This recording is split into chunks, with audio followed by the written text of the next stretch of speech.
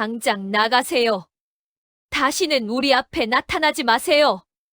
1년 전 장례식장에서 나는 그렇게 외쳤습니다. 딸의 관 앞에서 울고 있던 젊은 남자와 두 아이를 향해. 그때 4살쯤 되어 보이던 남자아이가 내 치마를 잡으며 물었습니다. 할머니, 엄마 어디 있어요? 나는 그 작은 손을 뿌리쳤습니다. 딸을 닮은 그 얼굴을 보면서도, 그리고 1년이 지난 오늘 나는 다시 그 아이들을 마주하게 되었습니다. 딸의 묘 앞에서 가을 오후의 묘지는 고요했습니다. 바람에 흔들리는 나뭇잎 소리만이 정막을 깨뜨리고 있었고 나는 남편과 함께 딸의 묘비 앞에 섰습니다. 수진이 세상을 떠난 지 정확히 1년이 되는 날이었습니다. 묘비에 새겨진 딸의 이름을 쓰다듬으며 나는 또다시 눈물을 삼켰습니다. 1년이 지났지만 여전히 믿기지 않았습니다. 32살 한창 꽃다운 나이에 딸이 세상을 떠났다는 것이. 여보, 괜찮소? 남편이 내 어깨에 손을 얹었습니다. 나는 고개를 끄덕였지만 사실 괜찮지 않았습니다.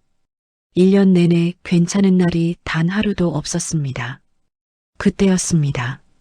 묘비 뒤편에서 아이들의 웃음소리가 들려왔습니다. 이런 곳에서 아이들이? 나는 고개를 돌렸고 그 순간 숨이 멎었습니다. 2명의 아이가 묘비 사이를 천진하게 뛰어다니고 있었습니다. 5살쯤 되어 보이는 남자아이와 3살쯤 되어 보이는 여자아이. 그리고 그 옆에는 젊은 남자가 무릎을 꿇고 앉아 묘비를 바라보고 있었습니다. 저 사람은? 가까이 다가가자 그 남자가 누구인지 알 수 있었습니다. 1년 전 장례식장에서 쫓아냈던 그 남자. 박민준. 내 심장이 빠르게 뛰기 시작했습니다. 분노가 치밀어 올랐습니다. 감히 여기까지 와서. 하지만 그 순간 여자아이가 나를 향해 뛰어왔습니다. 할머니! 아이는 천진한 미소를 지으며 내 앞에 섰습니다. 큰 눈망울로 나를 올려다보는 그 얼굴을 나는 알고 있었습니다. 수진이었습니다. 어렸을 때 수진의 모습 그대로였습니다. 할머니, 예뻐! 아이가 내 손을 잡으려 했지만 나는 본능적으로 손을 뒤로 뺐습니다. 그 순간 민준이 급히 달려와 아이를 안아 올렸습니다. 지아야, 안 돼. 할머니는 바쁘셔. 민준의 목소리는 떨리고 있었습니다. 그는 나를 똑바로 쳐다보지 못한 채 고개를 숙였습니다. 죄송합니다. 아이들이 할머니를 몰라서. 나는 아무 말도 할 수 없었습니다. 민준의 품에 안긴 여자아이, 그리고 조금 떨어진 곳에서 우리를 바라보고 있는 남자아이. 두 아이 모두 수진을 닮았습니다. 이 아이들이 정말 어머님, 민준이 조심스럽게 입을 열었습니다. 1년 만입니다. 그동안 안녕하셨습니까? 안녕하냐고? 딸을 잃은 어미가 어떻게 안녕할 수 있단 말입니까? 나는 차갑게 대답했습니다. 무슨 일로 여기 오셨습니까? 수진 씨. 아니, 수진이 일죽이라서요. 아이들이 엄마를 보고 싶어 해서 데려왔습니다. 엄마라고? 이 아이들이 수진의? 내 머릿속이 복잡해졌습니다. 1년 전 장례식장에서 본 그 아이들. 그때는 충격과 분노로 제대로 보지도 못했는데 지금 다시 보니 확실했습니다. 이 아이들은 수진을 닮았습니다. 지훈아, 이리 와. 민준이 남자아이를 불렀습니다. 아이는 조심스럽게 다가와 민준 옆에 섰습니다. 할머니께 인사드려. 안녕하세요, 할머니. 아이가 공손하게 인사했습니다. 그 목소리가, 그 눈빛이 모두 수진이었습니다. 나는 뒤로 한 걸음 물러섰습니다. 숨이 막혔습니다. 이럴 수가. 이 아이들이 정말 우리 손주들이란 말인가? 남편이 내 팔을 잡았습니다. 여보, 괜찮소? 나는 고개를 저었습니다. 괜찮지 않았습니다. 전혀 괜찮지 않았습니다. 민준이 다시 입을 열었습니다. 어머님, 말씀드릴 게 있습니다.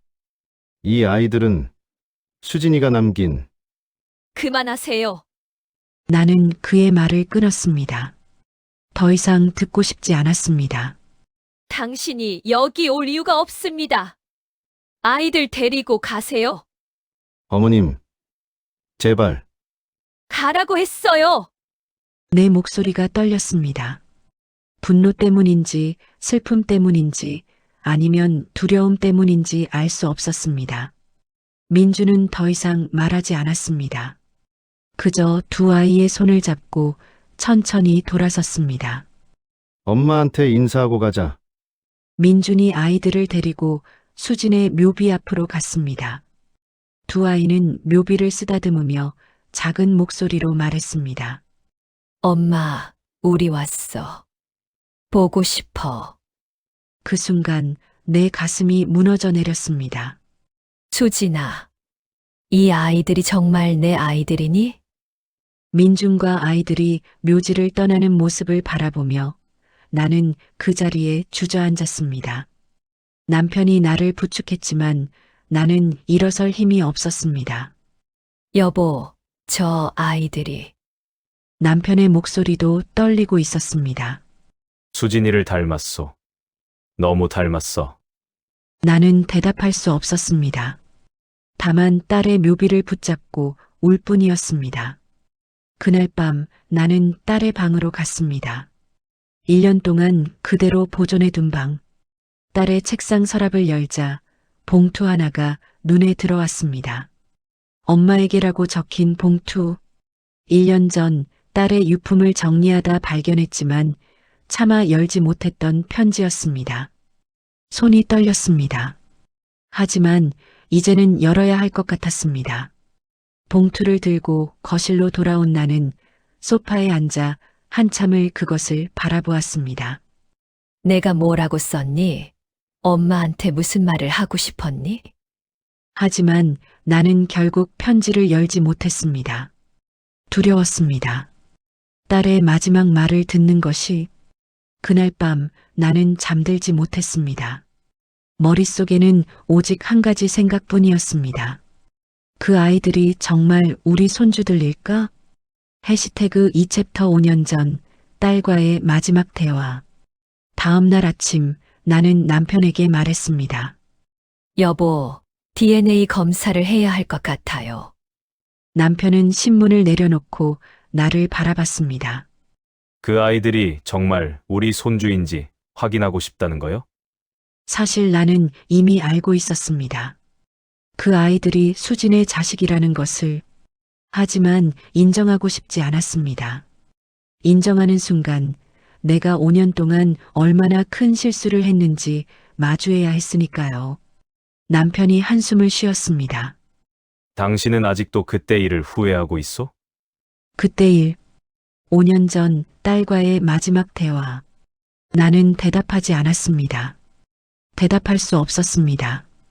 5년 전 가을, 수진이 집에 찾아왔습니다.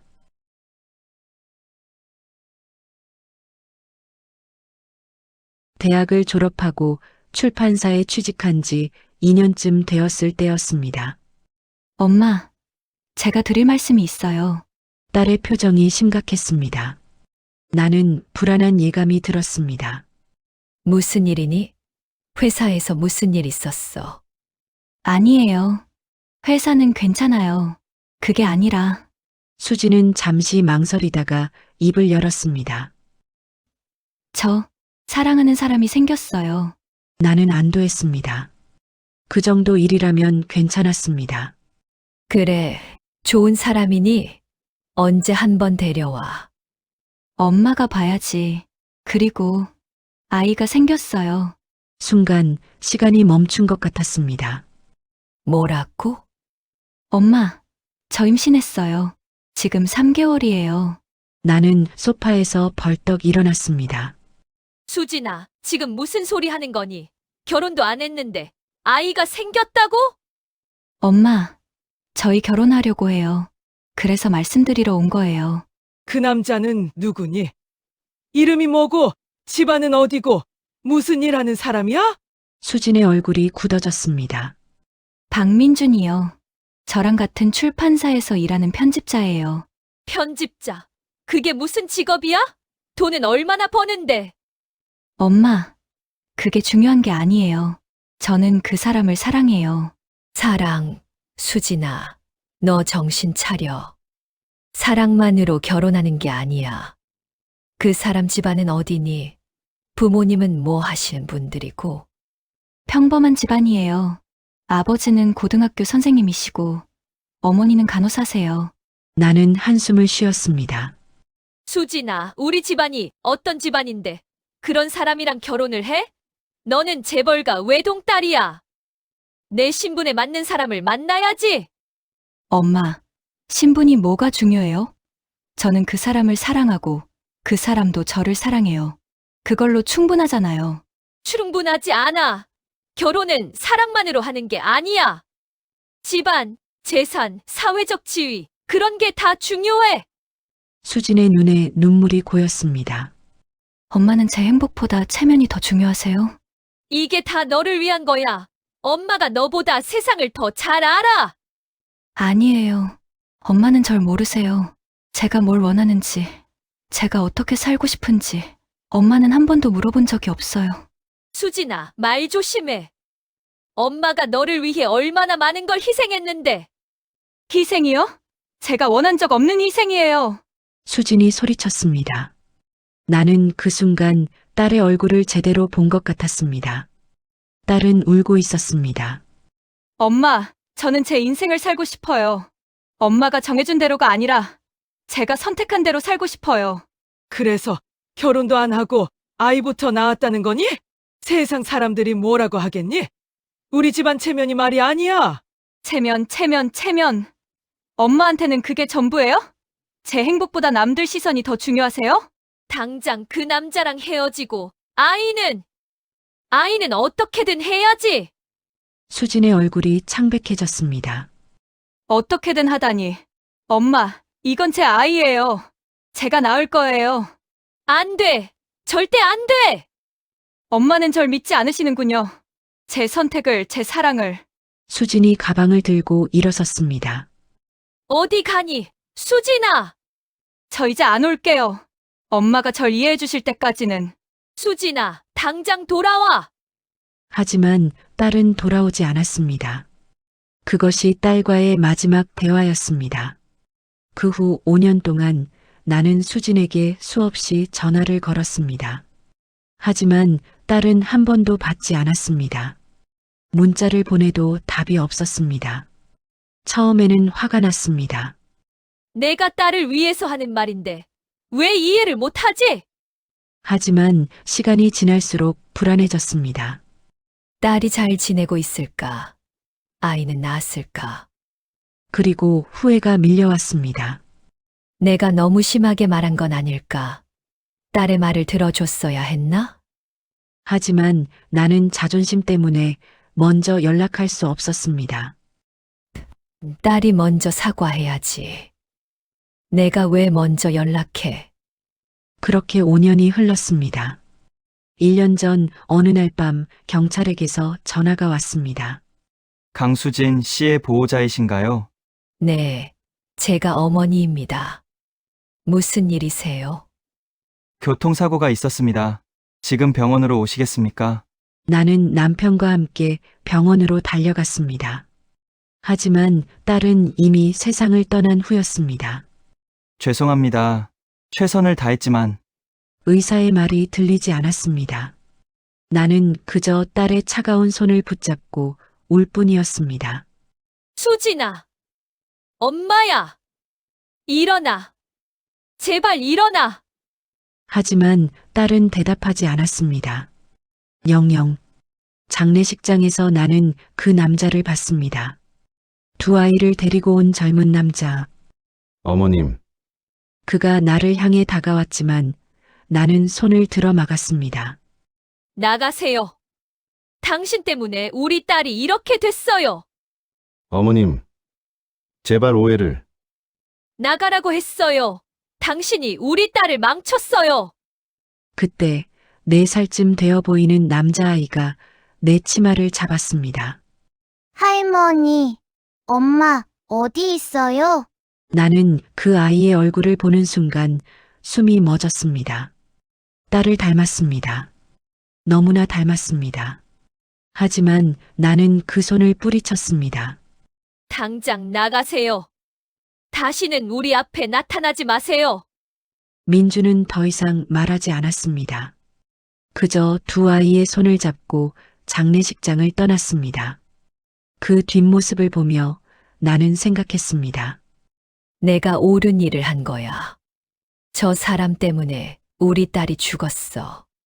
하지만 지금 생각하면 그것은 변명이었습니다. 나는 그저 현실을 인정하고 싶지 않았던 것입니다. 여보, 남편의 목소리에 나는 정신을 차렸습니다. DNA 검사 결과가 나왔소. 남편이 서류를 내밀었습니다. 나는 떨리는 손으로 그것을 받았습니다. 친자 확률 99.9%. 두 아이 모두 수진의 친자식이 맞았습니다. 나는 서류를 든 채 주저앉았습니다. 우리 손주들이에요. 정말 우리 손주들이었어요. 5년 동안 나는 손주들의 존재조차 몰랐습니다. 딸이 아이를 낳았다는 것도, 2명이나 낳았다는 것도, 그 아이들이 얼마나 컸는지도. 수진아, 엄마가 미안해. 엄마가 정말 미안해. 나는 딸의 사진을 붙잡고 울었습니다. 하지만 딸은 대답하지 않았습니다. 영영. DNA 검사 결과를 받은 지 3일이 지났습니다. 나는 그 서류를 서재 서랍 깊숙이 넣어두었습니다. 보고 싶지 않았습니다. 그 숫자들이 99.9%라는 확률이 나를 괴롭혔으니까요. 아침 식사 시간 남편이 조심스럽게 입을 열었습니다. 여보, 우리 그 아이들을 한번 만나보는 게 어떻겠소? 나는 수저를 내려놓았습니다. 무슨 말씀이세요?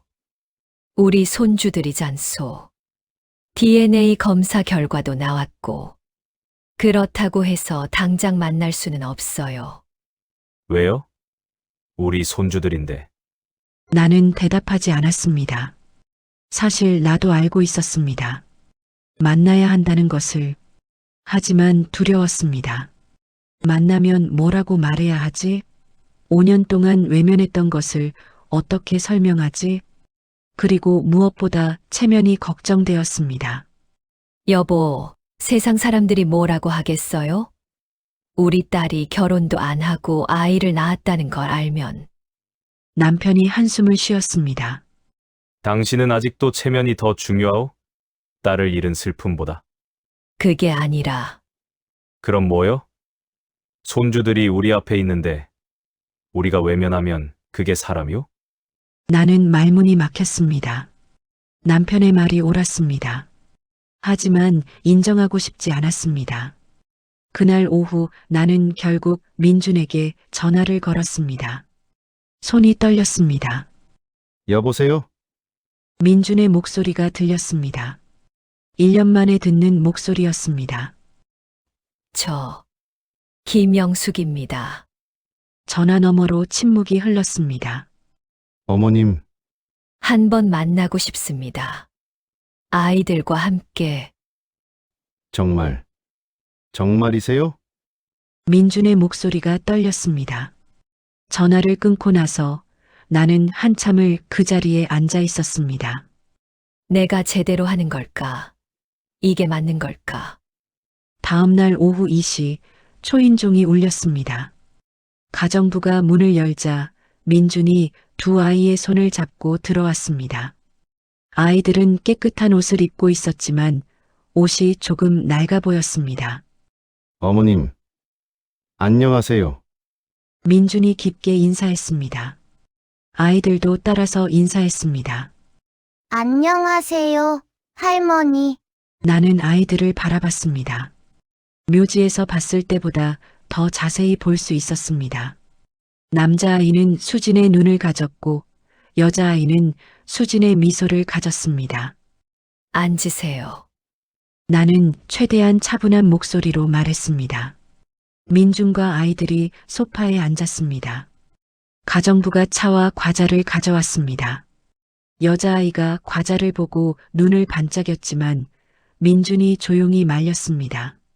지아야. 할머니가 주실 때까지 기다려야지.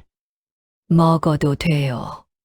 내가 말하자 여자아이가 조심스럽게 과자를 집었습니다. 고맙습니다, 할머니. 그 작은 목소리에 내 가슴이 아팠습니다. 어머님. 제가 설명드리겠습니다. 민준이 입을 열었습니다. 저는 수진 씨와 7년 전에 만났습니다. 같은 출판사에서 일하면서 자연스럽게 가까워졌고 사랑하게 되었습니다. 나는 아무 말 없이 들었습니다. 5년 전 수진 씨가 임신했을 때 저희는 정말 기뻤습니다. 그래서 어머님께 말씀드리려고 했는데 민준의 목소리가 떨렸습니다. 수진 씨가 집에 다녀온 후 많이 울었습니다. 어머님이 저희를 반대하셨다고, 아이를 지우라고 하셨다고. 나는 고개를 숙였습니다. 부끄러웠습니다. 그 후로 수진 씨는 부모님과 연락을 끊었습니다.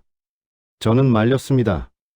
다시 한번 찾아가 보자고, 어머님께서 이해해 주실 거라고. 하지만 수진 씨는 거절했습니다. 왜요? 내가 물었습니다. 어머님이 자신을 믿지 않으신다고, 자신의 선택을 존중하지 않으신다고 했습니다. 그 말이 가슴에 박혔습니다. 저희는 결혼식은 올리지 못했지만 서로를 가족이라고 생각했습니다. 지훈이가 태어나고 지아가 태어나고 정말 행복했습니다. 민준이 아이들을 바라봤습니다. 그 눈빛에는 사랑이 가득했습니다. 하지만 1년 전 수진 씨가 교통사고로 민준의 목소리가 끊겼습니다. 그는 눈물을 참으려 애쓰고 있었습니다. 그 후로 제가 혼자 아이들을 키우고 있습니다. 나는 민준의 이야기를 들으며 복잡한 감정에 휩싸였습니다. 한편으로는 미안했습니다. 딸을 이해하지 못한 것이, 손주들을 외면한 것이, 하지만 다른 한편으로는 여전히 받아들이기 어려웠습니다. 결혼도 안 하고 아이를 낳았다는 것을, 평범한 집안 출신의 남자와 함께 살았다는 것을. 그때 여자아이가 내게 다가왔습니다. 할머니, 이거 예뻐요? 아이가 자신의 머리핀을 보여줬습니다. 작고 낡은 머리핀이었습니다. 엄마가 사주신 거예요. 엄마가 하늘에 있기 전에. 그 순간 내 눈에서 눈물이 흘러내렸습니다. 예쁘구나. 나는 아이를 안아주고 싶었습니다. 하지만 할 수 없었습니다. 아직은. 민준 씨, 나는 차분하게 말했습니다. DNA 검사 결과를 봤습니다. 아이들이 우리 손주가 맞다는 것도 알고 있습니다. 민준의 얼굴에 희망이 떠올랐습니다. 하지만 나는 말을 이었습니다. 아이들만 우리가 키우면 안 될까요? 민준의 얼굴이 굳어졌습니다. 무슨 말씀이세요? 당신도 힘들잖아요. 혼자 두 아이를 키우는 게. 우리가 키우면 아이들도 좋은 환경에서 자랄 수 있고, 당신도 편하고. 어머님, 민준이 나를 똑바로 바라봤습니다. 수진 씨는 저를 믿었습니다. 아이들을 함께 키우자고, 가족이 되자고 했습니다. 하지만 어머님은 저를 믿지 않으시는군요. 그게 아니라 아니에요. 어머님은 여전히 저를 인정하지 않으시는 거예요. 신분이 맞지 않는다고, 결혼도 안 했다고. 민준이 일어섰습니다. 민준 씨, 잠깐만. 하지만 민주는 아이들의 손을 잡고 돌아섰습니다. 지훈아, 지아야, 가자. 할머니, 안녕히 계세요. 아이들이 인사했습니다. 나는 대답할 수 없었습니다. 문이 닫히는 소리가 들렸습니다. 나는 그 자리에 주저앉았습니다. 내가 또 실수한 걸까? 또다시? 그날 밤 남편이 말했습니다. 당신은 딸도 잃고 이제 손주들마저 잃으려 하오? 여보, 나도 어쩔 수 없어요. 세상 사람들이 뭐라고 하겠어요? 세상 사람들이 뭐가 중요하오? 우리 가족이 중요하지. 남편이 소리쳤습니다. 결혼 30년 만에 처음 보는 모습이었습니다. 당신은 체면 때문에 딸을 잃었소. 이제 손주들마저 잃으려 하오? 나는 대답할 수 없었습니다. 그날 밤 나는 수진의 방으로 갔습니다. 그리고 1년 동안 열지 못했던 편지 봉투를 꺼냈습니다. 이제는 열어야 할 것 같아. 수진아, 내가 뭐라고 썼는지 알아야 할 것 같아. 하지만 나는 또다시 편지를 열지 못했습니다. 두려웠습니다. 딸의 마지막 말을 듣는 것이. 민준과 아이들이 떠난 지 사흘이 지났습니다. 나는 그 사흘 동안 아무것도 하지 못했습니다. 밥도 제대로 먹지 못했고 잠도 오지 않았습니다. 내가 또 실수한 걸까? 그날 오후 오랜 친구 미란이 집에 찾아왔습니다. 대학 동창이자 30년 지기 친구였습니다. 영수가 얼굴이 왜 그래? 많이 상했네. 미란이 내 손을 잡았습니다. 나는 그제야 눈물이 쏟아졌습니다. 나는 미란에게 모든 것을 이야기했습니다.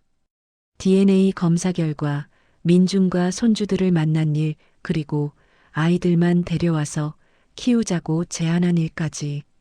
미란은 한참을 말없이 듣더니 조용히 입을 열었습니다. 영수가 솔직히 말할게. 너 지금 똑같은 실수를 반복하고 있어. 뭐, 5년 전에도 그랬잖아. 수진이가 민준 씨를 사랑한다고 했을 때. 너는 신분부터 따졌어. 수진이의 마음은 들어보지도 않고. 나는 대답할 수 없었습니다. 그리고 지금도 마찬가지야. 민준 씨가 얼마나 힘들게 아이들을 키웠는지는 생각하지 않고 또 신분을 따지고 있잖아. 그게 아니라 세상 사람들이 뭐라고 하겠어. 미란이 한숨을 쉬었습니다. 영수가 우리 세대는 그렇게 살았어. 체면 때문에 너무 많은 걸 잃었지. 하지만 너는 그러지 마. 딸도 잃고 이제 손주들마저 잃으려고? 하지만은 무슨. 영수가 솔직히 말해봐. 너 손주들 보고 싶지 않아? 나는 고개를 숙였습니다. 사실이었습니다. 보고 싶어. 너무 보고 싶어. 그럼 가. 지금 당장 가서 사과해. 늦기 전에. 그 시각 민주는 작은 투룸 월세집에서 아이들과 저녁을 먹고 있었습니다. 아빠, 할머니 집 다시 안 가? 지훈이가 물었습니다. 민주는 잠시 말을 멈췄습니다. 지훈아, 할머니는 바쁘셔. 할머니, 집 과자 맛있었는데. 지아가 아쉬운 표정으로 말했습니다. 민준의 가슴이 아팠습니다. 저녁을 먹고 아이들을 재운 후 민주는 거실 소파에 앉았습니다.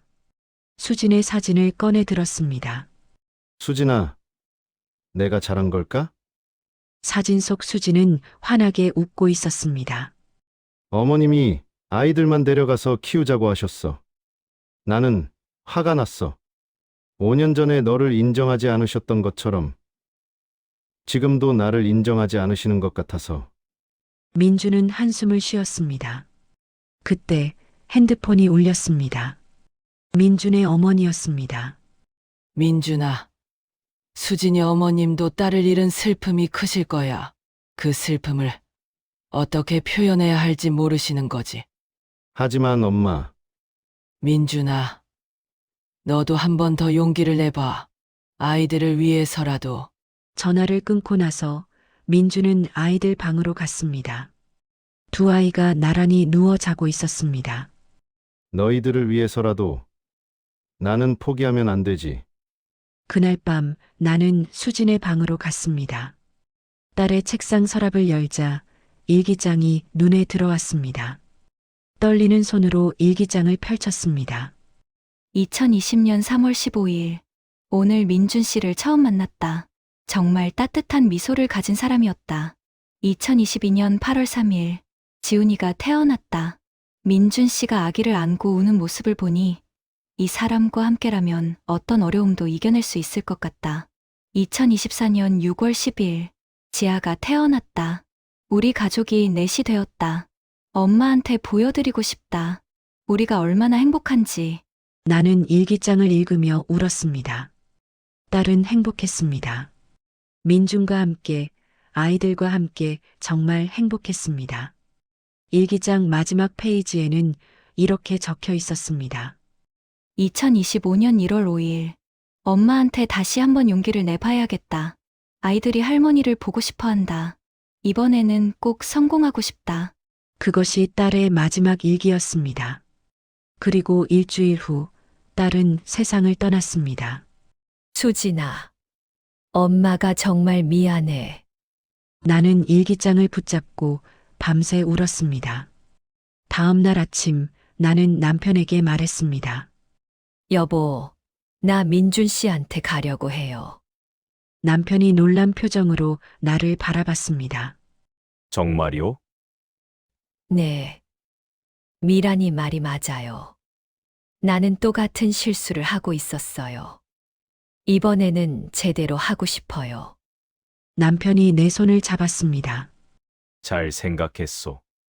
나도 함께 가겠소.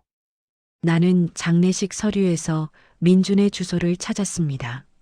서울시 관악구. 나는 그 주소를 보며 가슴이 아팠습니다. 우리 집에서 1시간 거리, 딸과 손주들이 이렇게 가까이 살고 있었다는 것을. 여보, 지금 당장 가요. 차 안에서 나는 계속 손을 떨었습니다. 남편이 운전을 하고 나는 조수석에 앉아 창밖을 바라봤습니다. 민준 씨가 나를 받아줄까? 아이들은 나를 기억하고 있을까? 차가 강남을 벗어나 관악구로 들어서자 풍경이 달라졌습니다.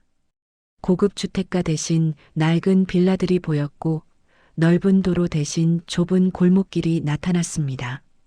여보, 여기가 맞소? 남편도 놀란 표정이었습니다. 네. 주소가 이렇게 되어 있어요. 우리는 좁은 골목을 따라 들어갔습니다. 그리고 낡은 3층 빌라 앞에 멈춰 섰습니다. 여기서 민준 씨가 아이들과 살고 있다고? 빌라 입구에는 녹슨 우편함들이 줄지어 있었습니다. 나는 그중 하나에서 박민준이라는 이름을 발견했습니다. 2층 203호. 계단을 올라가는데 계단 곳곳에 페인트가 벗겨져 있었고 복도에는 곰팡이 냄새가 났습니다. 이런 곳에서 우리 손주들이 살고 있다니. 203호 앞에 도착했습니다. 문 앞에는 작은 신발들이 놓여 있었습니다. 지훈이와 지아의 신발이었습니다. 낡고 해진 운동화였습니다. 나는 초인종을 누르려다가 멈췄습니다. 문 안에서 소리가 들렸기 때문입니다. 아빠, 배고파. 지아의 목소리였습니다. 조금만 기다려. 아빠가 지금 라면 끓이고 있어.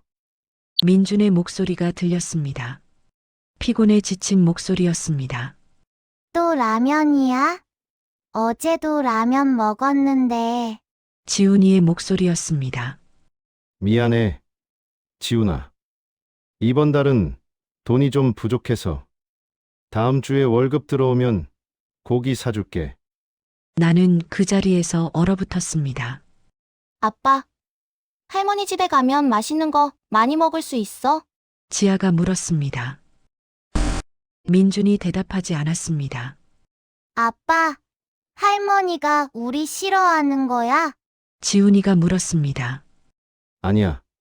할머니는 너희를 사랑하셔. 다만, 지금은 좀 힘드신 거야. 왜 힘드셔? 엄마를 잃어서 너무 슬프셔서 그래. 우리도 엄마 없어서 슬픈데. 지아의 목소리가 울먹였습니다. 그래. 우리도 슬프지. 하지만 우리는 서로가 있잖아. 아빠랑 지훈이랑 지아랑. 아빠, 우리 할머니한테 다시 가면 안 돼? 나 할머니 보고 싶어. 나는 더 이상 참을 수 없었습니다. 눈물이 쏟아졌습니다.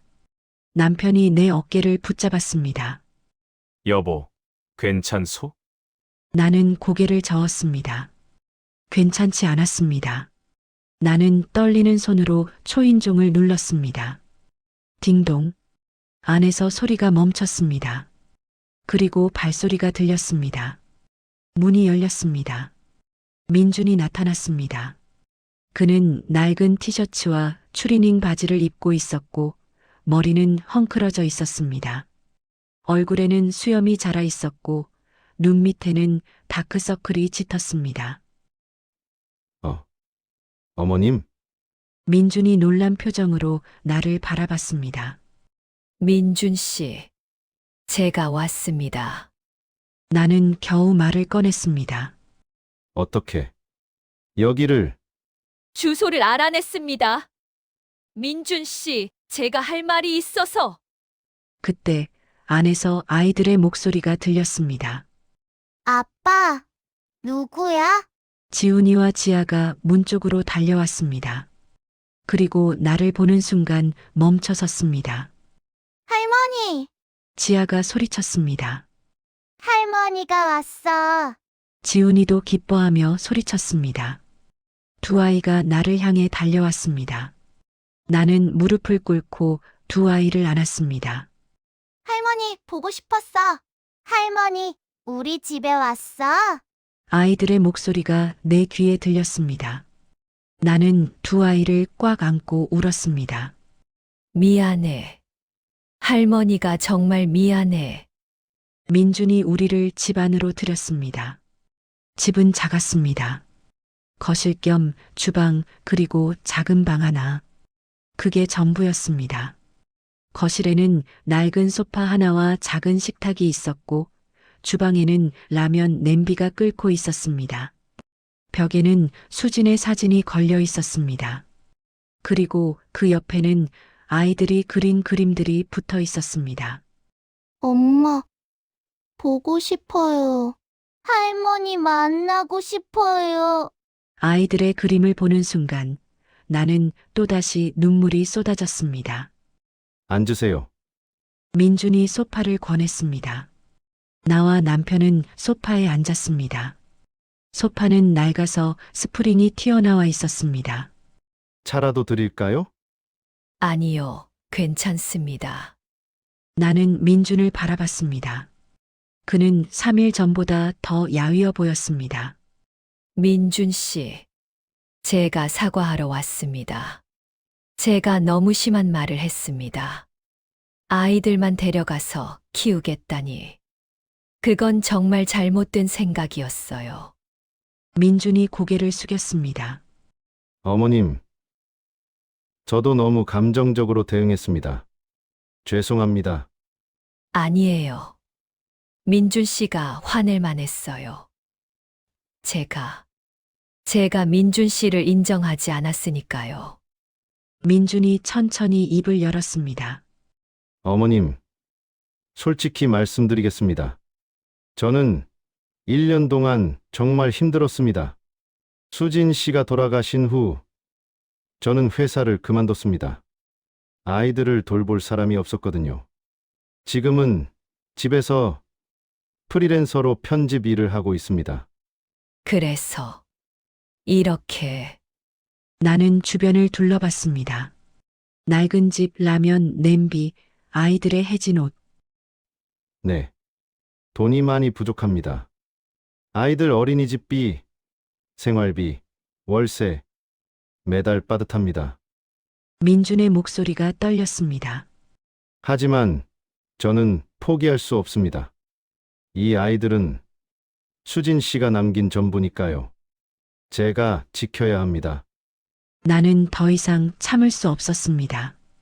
민준 씨, 제발 용서해 주세요. 제가 너무 늦게 깨달았어요.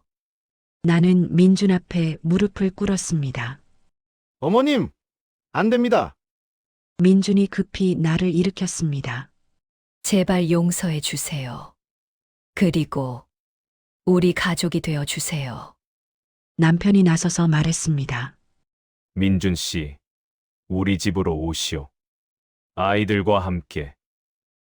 네, 우리 집은 넓소. 방도 많고 아이들이 뛰어놀 정원도 있소. 그리고 무엇보다 우리가 있소. 민준이 당황한 표정으로 우리를 바라봤습니다.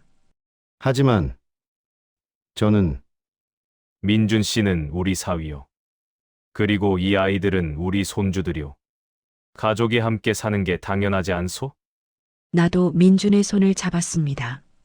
민준 씨, 제가 5년 전에 수진이를 밀어냈습니다. 그리고 3일 전에는 민준 씨를 밀어냈습니다. 하지만 이제는 달라지고 싶어요. 제대로 된 가족이 되고 싶어요. 민준의 눈에서 눈물이 흘러내렸습니다. 어머님, 정말 괜찮으신 겁니까? 네. 이제는 확실합니다. 민준 씨와 아이들이 우리 가족이라는 것을. 지훈이와 지아가 우리를 둘러싸고 물었습니다. 할머니, 우리 할머니 집에 가도 돼? 그럼 우리 집에 가자. 할머니 집은 크고 너희 방도 만들어 줄게. 정말? 아이들의 눈이 반짝였습니다. 나는 두 아이를 안고 울었습니다. 이번에는 슬픔의 눈물이 아니라 기쁨의 눈물이었습니다. 일주일 후 민준과 아이들이 우리 집으로 이사를 왔습니다. 와, 집이 정말 커. 지훈이가 눈을 반짝이며 소리쳤습니다. 할머니, 여기 다 우리 집이야? 지아가 믿을 수 없다는 표정으로 물었습니다. 그럼 이제 여기가 너희 집이야. 나는 아이들의 손을 잡고 2층으로 올라갔습니다. 일주일 동안 준비한 아이들 방을 보여주었습니다. 여기가 지훈이 방이고 옆방이 지아 방이야. 두 방 모두 새 가구와 장난감으로 가득했습니다. 아이들은 방을 보자마자 환호성을 질렀습니다. 할머니, 고마워요. 아이들이 나를 안았습니다. 나는 그 순간이 너무나 행복했습니다. 이게 바로 가족이구나. 이게 바로 내가 놓쳤던 것이구나. 민준도 감동한 표정으로 나를 바라봤습니다. 어머님, 정말 감사합니다. 평생 은혜를 잊지 않겠습니다. 무슨 소리예요? 우리가 가족인데. 하지만 행복은 오래가지 않았습니다. 그날 저녁 시동생 민재에게서 전화가 왔습니다. 형님, 무슨 일입니까? 그 남자와 아이들을 집으로 데려왔다고요? 그래. 우리 손주들이고 사위니까 당연하지 않나? 당연하다고요? 형님, 정신 차리십시오. 결혼도 안 한 사람을 사위라고 부르시고 그 아이들을 손주라고 인정하시면 우리 집안 체면이 어떻게 됩니까? 남편의 목소리가 높아졌습니다. 체면. 민재, 자네는 아직도 체면 타령인가? 우리 수진이가 남긴 아이들인데. 그래서 더 문제 아닙니까? 세상 사람들이 뭐라고 하겠습니까? 재벌가 외동딸이 결혼도 안 하고 아이를 낳았다고. 나는 옆에서 그 대화를 듣고 있었습니다. 가슴이 답답했습니다. 또 시작이구나. 체면. 사흘 후 시동생 민재가 친척들을 모두 불러 모았습니다. 형님, 형수님, 우리 가족회의를 해야 합니다. 거실에는 시동생 부부, 시동생의 아들 부부, 그리고 몇몇 친척들이 모여 있었습니다. 민재가 입을 열었습니다. 형님, 솔직히 말씀드리겠습니다. 그 남자와 아이들을 이 집에 들일 수 없습니다. 무슨 소리야? 남편이 화를 냈습니다. 형님, 우리 집안을 생각하십시오. 강씨 그룹의 이미지를 생각하십시오. 주주들이 뭐라고 하겠습니까? 시동생의 아내 수진이 거들었습니다. 맞아요, 형님. 그리고 그 남자 박민준이라고 했죠? 그 사람 집안은 어디고 무슨 일 하는 사람입니까? 평범한 출판사 편집자라면서요? 그게 뭐가 문제인가? 내가 끼어들었습니다. 형수님, 문제가 많죠. 우리 집안과 신분이 맞지 않잖아요. 그리고 결혼도 안 했는데 아이를 낳았다는 것 자체가. 그만하세요. 나는 소리쳤습니다. 민준 씨는 5년 동안 혼자 아이들을 키웠어요. 그것만으로도 충분히 인정받을 자격이 있어요. 형수님, 감정적으로 생각하지 마세요. 현실을 보세요. 세상 사람들이 우리를 어떻게 볼지. 민재의 아들이 말했습니다.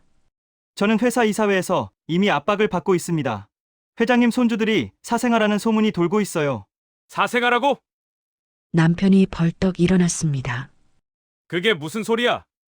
우리 손주들을 사생아라고 부르다니. 하지만 사실이 그렇지 않습니까? 결혼도 안 했는데 낳은 아이들이니까. 그때 계단에서 소리가 들렸습니다. 민준이 서 있었습니다. 그는 모든 대화를 듣고 있었습니다. 민준 씨, 나는 황급히 일어났습니다. 민준의 얼굴은 창백했습니다. 그는 천천히 거실로 내려왔습니다.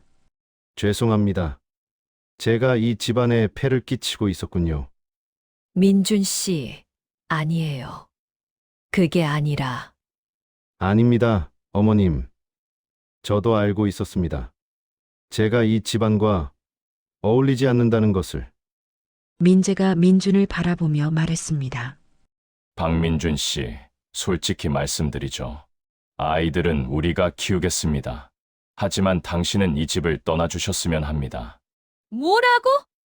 나는 믿을 수 없었습니다. 형수님, 이게 최선입니다. 아이들은 우리 손주들이니까 당연히 우리가 키워야죠.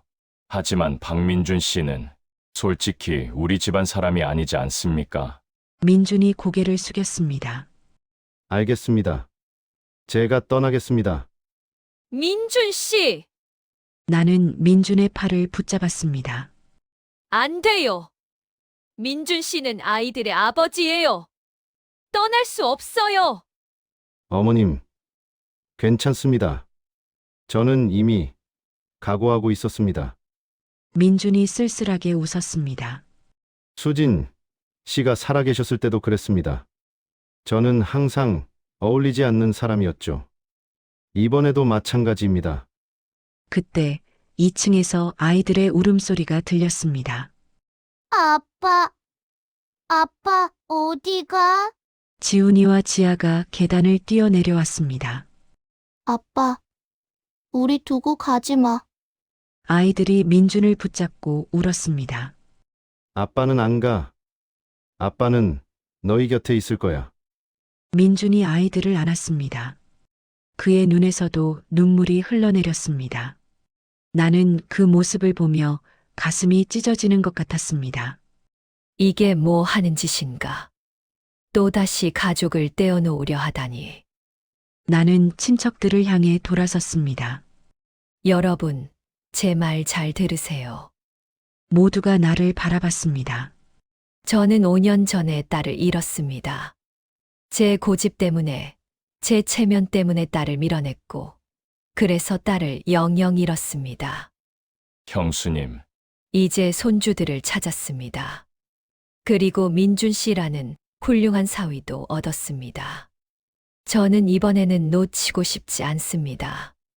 나는 민재를 똑바로 바라봤습니다. 민재 씨, 그리고 여러분. 체면이 중요합니까? 세상 사람들의 시선이 중요합니까? 저는 이제 그런 것들이 중요하지 않습니다.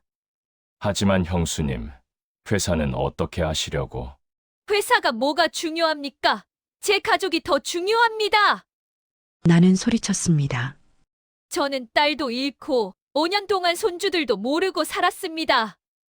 이제 겨우 가족을 되찾았는데 여러분이 또 떼어놓으려 하십니까? 친척들이 서로를 바라봤습니다. 경수님 말씀은 이해하지만 이해하지 마세요. 그냥 받아들이세요. 민준 씨와 아이들은 이제 우리 가족입니다. 누가 뭐라고 하든 저는 이 가족을 지킬 겁니다. 민재가 일어섰습니다. 형님, 형수님, 마지막으로 말씀드립니다. 만약 그 남자를 이 집에 계속 두신다면 저희는 이사회에서 형님의 회장직을 문제 삼을 수밖에 없습니다. 뭐라고? 남편이 믿을 수 없다는 표정으로 동생을 바라봤습니다. 형님도 아시잖습니까? 회사 이미지가 얼마나 중요한지, 주주들이 뭐라고 할지. 민재, 내가 지금 나를 협박하는 건가? 협박이 아닙니다. 현실입니다. 선택하십시오. 회사를 택하실 겁니까? 아니면 그 남자를 택하실 겁니까? 나는 남편을 바라봤습니다. 남편의 얼굴에는 고뇌가 가득했습니다. 여보, 제발. 제발 가족을 선택해 주세요. 하지만 남편은 대답하지 못했습니다. 민재와 친척들이 집을 떠났습니다. 거실에는 우리 가족만 남았습니다. 민준이 조용히 말했습니다. 어머님, 아버님, 제가 떠나는 게 맞는 것 같습니다. 안 돼요. 나는 소리쳤습니다.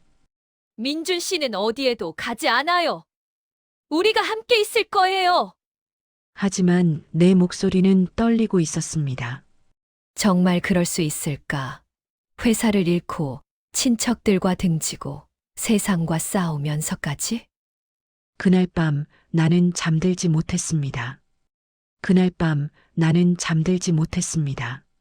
민준이 떠나겠다고 했습니다. 아이들을 두고 떠나겠다고. 그리고 나는 그를 붙잡지 못했습니다. 또다시 가족을 잃는 건가? 5년 전에 수진이를 잃었던 것처럼? 나는 침대에서 일어나 창밖을 바라봤습니다. 달빛이 정원을 비추고 있었습니다. 수진아, 엄마가 어떻게 해야 할까? 엄마가 뭘 잘못한 걸까? 그때 문득 생각났습니다. 딸의 장례식 때 민준이 건넸던 편지 봉투가 그곳에 있었습니다. 1년 동안 열지 못했던 딸의 편지. 나는 서재로 갔습니다. 서랍 깊숙이 넣어두었던 봉투를 꺼냈습니다. 엄마에게 딸의 글씨였습니다. 떨리는 손으로 봉투를 뜯었습니다. 엄마, 5년 만에 편지를 씁니다. 이 편지를 붙일 용기가 날지 모르겠어요. 하지만 언젠가는 엄마께 전하고 싶어서 이렇게 씁니다. 엄마, 저는 엄마를 원망하지 않아요. 5년 전에 저를 밀어냈던 것도, 민준 씨를 인정하지 않으셨던 것도, 엄마는 저를 지키려고 하셨던 거잖아요. 엄마 나름대로 저를 사랑하셨던 거잖아요. 하지만 엄마, 저는 민준 씨를 정말 사랑했어요. 그 사람은 제가 만난 사람 중 가장 따뜻하고 착한 사람이었어요. 지훈이와 지아를 낳고 우리 넷이서 작은 집에서 살면서 저는 정말 행복했어요. 돈은 없었지만 사랑은 넘쳤어요. 엄마, 한 번만 만나주세요. 제 아이들을, 엄마의 손주들을 만나주세요. 민준 씨는 좋은 사람이에요. 신분이나 집안은 중요하지 않아요. 그 사람의 마음이 중요해요. 그리고 지훈이와 지아, 우리 아이들은 정말 천사 같아요. 엄마도 만나보시면 알 거예요. 엄마, 저는 엄마를 사랑해요. 5년 동안 연락하지 못해서 미안해요. 이 편지를 붙일 수 있을지 모르겠어요. 하지만 언젠가 엄마께 제 마음이 전해지기를 바랍니다. 사랑하는 딸, 수진 올림. 나는 편지를 읽으며 울었습니다. 목이 메어 소리가 나오지 않았습니다. 수진아, 엄마가 미안해. 정말 미안해. 새벽 5시 나는 남편을 깨웠습니다. 여보, 일어나세요. 무슨 일이요? 저 결심했어요. 남편이 놀란 표정으로 나를 바라봤습니다. 민준 씨와 아이들을 지킬 거예요. 회사를 잃더라도, 친척들과 등지더라도, 세상과 싸우더라도. 정말이요? 네. 수진이가 남긴 편지를 읽었어요. 딸이 원했던 게 뭔지 이제 알겠어요. 나는 남편에게 편지를 보여줬습니다. 남편도 편지를 읽으며 눈물을 흘렸습니다. 여보, 나도 당신을 지지하겠소. 회사 따위 없어도 괜찮소. 우리 가족이 더 중요하니까. 나는 남편을 안았습니다. 30년 결혼 생활에서 처음으로 남편이 이렇게 든든하게 느껴졌습니다. 오전 10시 나는 다시 친척들을 불러 모았습니다. 경수님, 무슨 일로 우리를 부르셨습니까? 민재가 불편한 표정으로 물었습니다. 여러분께 말씀드릴 게 있어서요. 나는 거실 한가운데 섰습니다. 민준과 아이들도 옆에 있었습니다. 저는 어젯밤 딸의 편지를 읽었습니다. 나는 편지를 꺼내 들었습니다. 수진이는 이렇게 썼어요. 민준 씨와 아이들을 부탁드려요. 신분이나 집안은 중요하지 않아요. 그 사람의 마음이 중요해요. 친척들이 서로를 바라봤습니다. 저는 5년 전에 딸을 잃었습니다. 제 고집 때문에, 제 체면 때문에. 내 목소리가 떨렸습니다. 그리고 1년 전에 딸이 세상을 떠났을 때 저는 민준 씨와 손주들을 쫓아냈습니다. 또다시 제 체면 때문에. 경수님, 하지만 이제는 다릅니다. 저는 더 이상 체면 때문에 가족을 잃고 싶지 않습니다. 나는 민재를 똑바로 바라봤습니다. 민재 씨, 그리고 여러분. 회장직을 문제 삼으시겠다고 하셨죠. 좋습니다. 그렇게 하세요. 뭐라고요? 민재가 놀란 표정을 지었습니다. 저와 남편은 회장직보다 제 가족이 더 중요합니다. 민준 씨와 손주들이 더 중요합니다. 나는 민준의 손을 잡았습니다. 민준 씨는 우리 사위입니다. 그리고 지훈이와 지아는 우리 손주들입니다. 누가 뭐라고 하든 저는 이 가족을 지킬 겁니다. 민준이 내 손을 꽉 잡았습니다. 그의 눈에서 눈물이 흘러내렸습니다. 어머님, 정말 괜찮으신 겁니까? 괜찮아요. 아니, 괜찮지 않아도 할 거예요. 이게 제가 해야 할 일이니까요. 민준이 무릎을 꿇었습니다. 어머님, 감사합니다. 평생 은혜를 잊지 않겠습니다. 일어나세요, 민준 씨. 우리가 가족인데 무슨 은혜예요. 나는 민준을 일으켰습니다. 그리고 지훈이와 지아를 안았습니다. 할머니, 우리 안 떠나도 돼? 지아가 물었습니다. 그럼 우리 영원히 함께 있을 거야. 남편이 일어섰습니다. 민재, 그리고 여러분. 내 말 잘 들으시오. 남편의 목소리가 단호했습니다. 나는 회장직을 내려놓겠소. 이사회에서 문제 삼기 전에 내가 먼저 사임하겠소. 형님! 민재가 놀라서 소리쳤습니다. 하지만 내 가족은 지키겠소. 민준 씨와 손주들은 우리 가족이오. 누구도 이들을 떼어놓을 수 없소. 남편이 나를 바라보며 미소 지었습니다. 당신이 옳았소. 회사보다 가족이 더 중요하오. 나는 남편의 손을 잡았습니다. 눈물이 흘러내렸습니다. 친척들이 술렁거렸습니다. 민재의 아내 수진이 일어섰습니다. 형님, 아주버님, 정말 그러시겠다는 겁니까? 회사를 포기하시고? 그렇소. 남편이 단호하게 대답했습니다. 민재가 한숨을 쉬었습니다. 형님이 그렇게까지 하신다면 저도 더 이상 반대하지 않겠습니다. 정말인가? 네. 하지만 조건이 있습니다. 무슨 조건? 박민준 씨, 당신이 정말 이 가족을 사랑한다는 걸 증명해 주십시오. 그리고 아이들을 잘 키워 주십시오. 민준이 고개를 숙였습니다. 명심하겠습니다. 제 목숨을 걸고 이 가족을 지키겠습니다. 친척들이 하나둘 떠났습니다. 거실에는 우리 가족만 남았습니다. 나는 민준과 아이들, 그리고 남편을 안았습니다. 우리 이제 진짜 가족이에요. 네, 어머님. 감사합니다. 지훈이가 물었습니다. 할머니, 이제 우리 안 떠나도 돼? 그럼 영원히 함께 있을 거야. 지아가 소리쳤습니다. 야호! 할머니 사랑해! 나는 아이들을 꽉 안았습니다. 이 순간이 너무나 소중했습니다. 수진아, 엄마가 해냈어. 내가 원했던 대로 민준 씨와 아이들을 지켰어. 그날 오후 우리는 수진의 묘를 찾아갔습니다. 5명이 함께 수진아, 엄마가 왔어. 민준 씨랑 지훈이, 지아랑 함께. 나는 딸의 묘비를 쓰다듬었습니다. 엄마가 늦었어. 정말 늦었어. 하지만 이제라도 제대로 하려고 해. 민준이 무릎을 꿇고 수진의 묘비 앞에 절했습니다. 수진아, 약속 지켰어.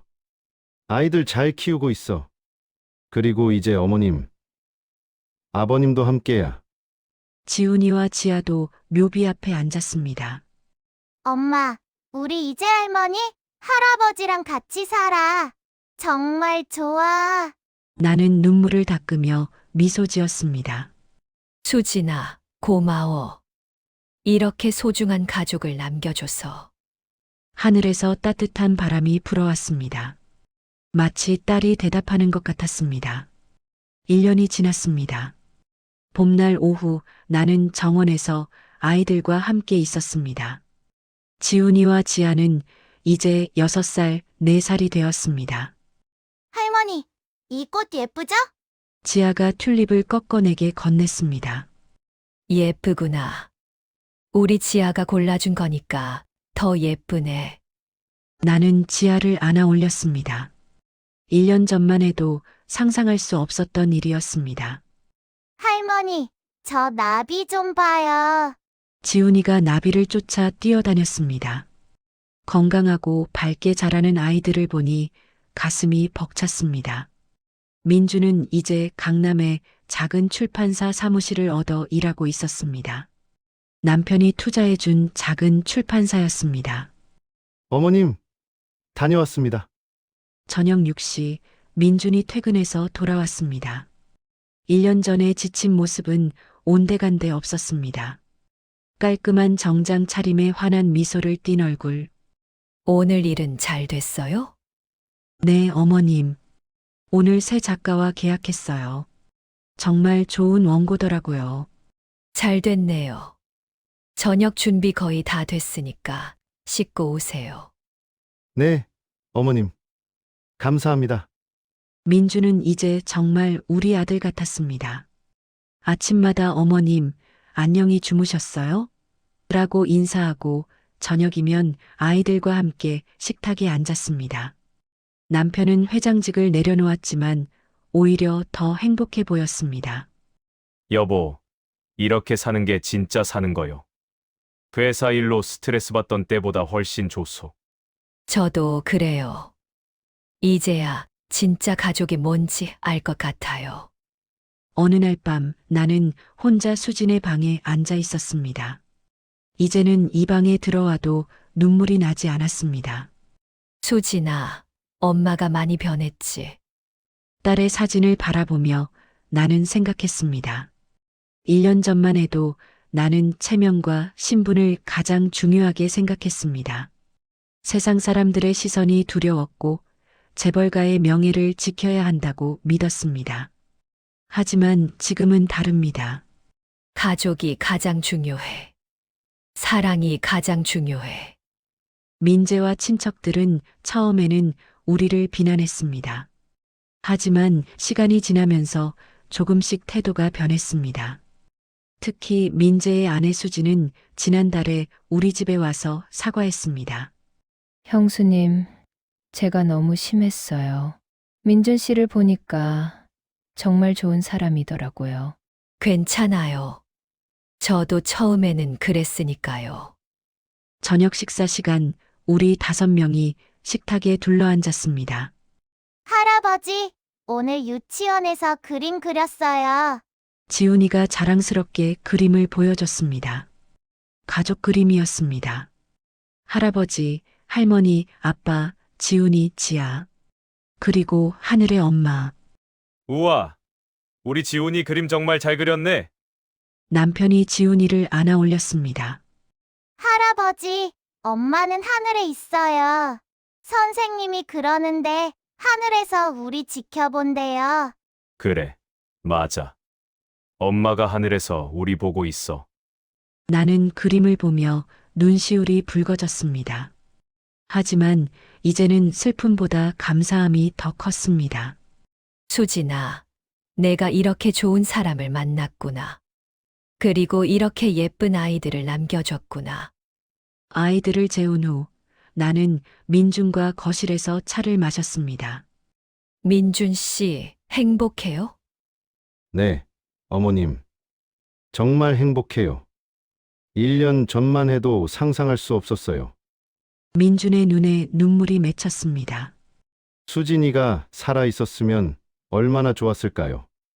어머님과 화해하는 모습을 보여드리고 싶었어요. 수진이는 알고 있을 거예요. 하늘에서 보고 있을 거예요. 나는 민준의 손을 잡았습니다. 민준 씨, 제가 사과할게요. 1년 전에도 사과했지만 다시 한번 진심으로 사과하고 싶어요. 어머님, 제가 민준 씨를 너무 늦게 알아봤어요. 신분이나 집안만 보고 민준 씨의 진짜 마음을 보지 못했어요. 어머님, 괜찮아요. 이제 우리 가족이잖아요. 고마워요, 민준 씨. 우리 수진이를 사랑해줘서. 그리고 아이들을 이렇게 잘 키워줘서. 우리는 한참을 말없이 앉아 있었습니다. 말이 필요 없었습니다. 우리는 이미 가족이었으니까요. 일요일, 우리는 5명이 함께 수진의 묘를 찾았습니다. 이제는 매주 일요일마다 오는 것이 우리의 일상이 되었습니다. 엄마, 우리 왔어. 지아가 묘비에 꽃을 놓았습니다. 엄마, 나 이번에 유치원에서 상 받았어. 그림 그리기 대회에서 1등 했어. 지훈이가 자랑스럽게 말했습니다. 민준이 묘비를 쓰다듬었습니다. 수진아, 우리 잘 지내고 있어. 어머님, 아버님이 정말 잘해줘. 아이들도 건강하게 잘 크고 있고, 남편도 묘비 앞에 무릎을 꿇었습니다. 수진아, 아버지가 미안하다. 내가 살아있을 때 더 잘해줄 걸 그랬어. 나는 마지막으로 묘비 앞에 앉았습니다. 수진아, 엄마야. 엄마가 1년 동안 많이 변했어. 나는 딸에게 지난 1년을 이야기했습니다. 민준과 아이들과 함께 보낸 시간들, 웃었던 일들, 행복했던 순간들. 수진아, 엄마가 이제야 알았어. 가족이 뭔지, 사랑이 뭔지. 바람이 불어왔습니다. 따뜻한 봄바람이었습니다. 엄마는 이제 행복해. 내가 남겨준 가족과 함께 있으니까. 집으로 돌아온 그날 밤, 나는 일기를 썼습니다. 1년 만에 처음 쓰는 일기였습니다. 오늘로 수진이가 떠난 지 2년이 되었다. 2년 전 나는 딸을 잃었다. 그리고 1년 전 나는 손주들을 만났다. 처음에는 받아들이기 힘들었다. 체면이 걱정되었고 세상 사람들의 시선이 두려웠다. 하지만 지금은 다르다.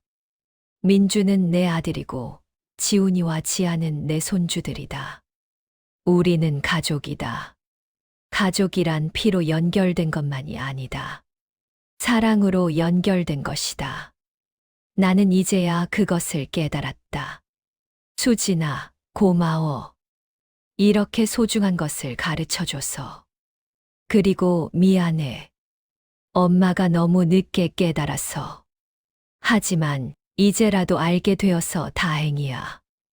엄마는 이제 행복해. 진짜 행복해. 일기를 덮고 나는 창밖을 바라봤습니다. 밤하늘에 별이 반짝이고 있었습니다. 가장 밝은 별 하나가 나를 보고 있는 것 같았습니다. 수진아, 잘 자. 엄마도 잘 잘게. 나는 미소 지으며 눈을 감았습니다. 다음 날 아침 햇살이 방 안으로 들어왔습니다. 할머니, 일어나세요. 지훈이와 지아가 내 방으로 뛰어들어왔습니다. 할머니, 오늘 공원 가기로 했잖아요. 그래, 그래. 할머니 일어날게. 나는 아이들을 안았습니다. 아이들의 웃음소리가 집안을 가득 채웠습니다. 거실에서는 민준이 아침을 준비하고 있었고 남편은 신문을 읽고 있었습니다. 어머님, 아침 드세요. 네, 지금 갈게요. 나는 아이들의 손을 잡고 거실로 갔습니다. 우리 가족이 식탁에 둘러앉았습니다. 이것이 바로 행복이었습니다. 이것이 바로 가족이었습니다. 수진아, 엄마가 해냈어. 내가 원했던 대로 우리 모두 행복하게 살고 있어. 창밖으로 따뜻한 봄 햇살이 들어왔습니다.